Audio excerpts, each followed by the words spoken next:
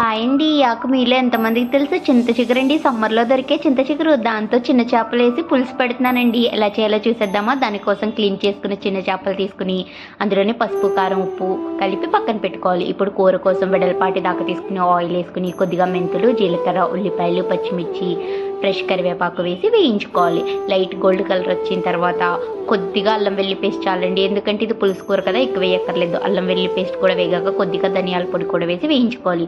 ఆ తర్వాత చింత చిగురిని క్లీన్ చేసుకుని నలిపి ఇందులో వేసుకోవాలి. చింత చిగురు హెల్త్కి చాలా మంచిదండి. సి విటమిన్ పుష్కలంగా ఉంటుంది. మా గోదావరి జిల్లాలో చింత చిగురుతో బోల్డ్ అన్ని ఐటమ్స్ వండేస్తారనుకోండి. చింత చిగురు వేగాక చిన్న చేపలు కూడా వేసేసి కొంచెం సేపు ఉంచుకున్న తర్వాత వాటర్ కూడా వేసి కొంచెం సేపు ఉడికించి మూత వేసి ఉడికించుకోవాలండి. ఉడికిన తర్వాత చేపల కూరని ఎప్పుడు గట్టి పెట్టి తిప్పకూడదు కదా, నేను చూపించిన విధంగా దాకతోనే తిప్పుకోవాలి.